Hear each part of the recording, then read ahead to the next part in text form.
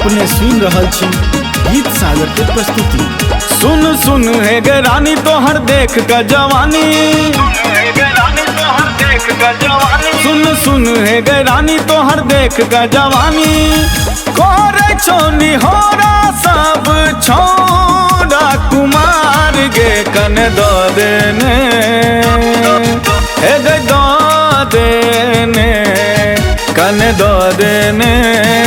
गोरी एकटा चुमा तू धार गे कन दो देने, गोरी एकटा चुमा तू धार गे।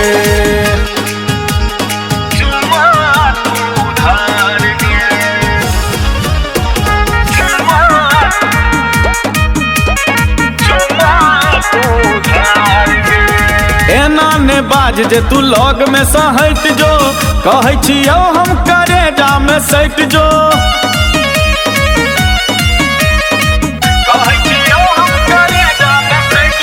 एना ने बाज जे तू लग में सहट जो, कहै छियौ हम करेजा में सट जो। देखियो कर मन सन कहिए, देखियो कर मन सन कह तोहर यौब नक भार गे कन दो देने, हे गे दो देने कन दो देने।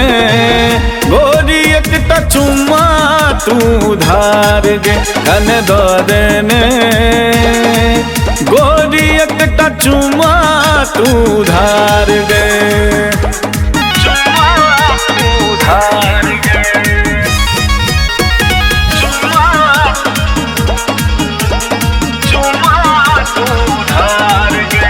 एकटा प्रेमक चांस तू दो दे, चुम्माई गोरी एडवांस में दो दे।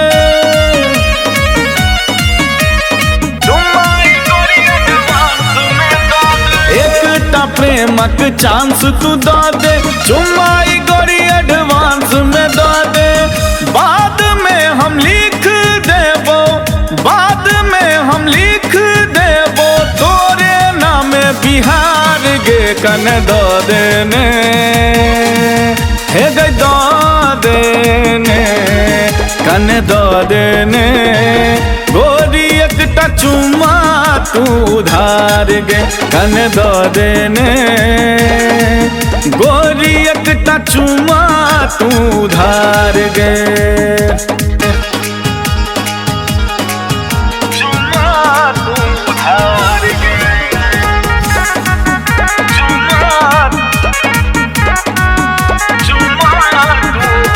तोरे से हम प्रेम करै छी, लिखल शैलेंद्रक गीत गाबै छी।